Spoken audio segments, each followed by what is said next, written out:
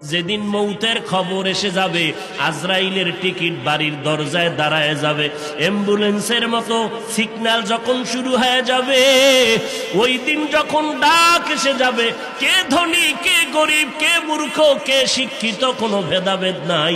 বাজারের 3টা সাদা কাফন রেডি হয়ে যাবে, কবরের সাইজও সমান হয়ে যাবে।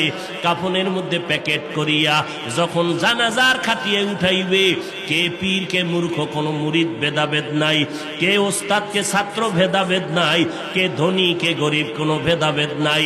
কবরের দেশে নিয়ে যখন কবরে রাখিয়া সবাই মাটি দিয়া বিদায় হবে, আর একটা আয়াত পড়িয়া চিৎকার দিয়া বলবে, মিনহা খলাকনাকুম ওয়া ফিহা নুঈদুকুম ওয়া মিনহা নুখরিজুকুম তারাতান উখরা। সবাই চলে গেল। ওই কবরে 2 ফেরেশতা হাজির। ফেরেশতা আসিয়া মাথার মুষ্টি খুলবে, পায়ের মুষ্টি পুরাটাই খুলবে। 3টা প্রশ্ন তোমাকে আমাকে করবে। সমস্ত মানুষের বেলায় 3টা প্রশ্ন। রবের পরিচয় দাও, ধর্মের পরিচয় দাও, রহমাতুল লিল আলামিনের পরিচয় দাও।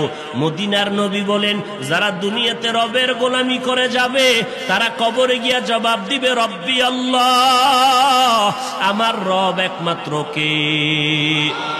দুনিয়াতে যারা ইসলাম মেনে চলবে, কবরে গিয়া জবাব দিবে, দীনিয়াল ইসলাম, আমার ধর্মের নাম কি।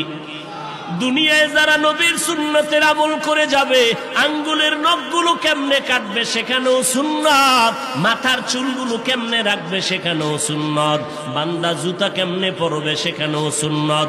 সুন্নতের আমল করিয়া যারা কবরের বিছানায় শুয়ে যাবে, একটা রাস্তা বানাইয়া মদিনাওয়ালা নবীকে দেখাইয়া বলবে, চিনো লোকটাকে চিনো, নিরে কবরওয়ালা বলো। যারা আমার মাওলার মোহাব্বতে নবীজির আশিক হইয়া কবরে যাবে, নবীরা আশেকেরা নবীরে দেখিয়া চিনে ফেলবে, বলবি নি তো আমার মায়ার নবী। যেই নবীকে না দেখিয়া টুপি পরলাম, দাড়ি রাখলাম। কত মানুষ টুপিওয়ালা বলে গালি দিল, দাড়িওয়ালা বলে গালি দিল, তারপরও টুপি ফালাই নাই, দাড়ি ফালাই নাই। আল্লাহর নবীর সুন্নতের মেসওয়াকটা পকেটে নিয়ে চলছি। কত মানুষ কত উপহাস করেছে, তারপরও সুন্নত সারি নাই। নবীজি বলেন, সাথে সাথে আল্লাহ তাআলার গায়বী আওয়াজ এসে যাবে। আল্লাহ কুদরতের আওয়াজ দিয়ে বলবে, এরে ফেরেশতা, আমার বান্দারে আর কষ্ট দিও না, তাড়াতাড়ি জান্নাতের বিছানাটা কবরে বিছাইয়া দাও, জান্নাতের সাথে রাস্তা বানাইয়া দাও। আমার বান্দারে বেশি ডিস্টার্ব করিও না।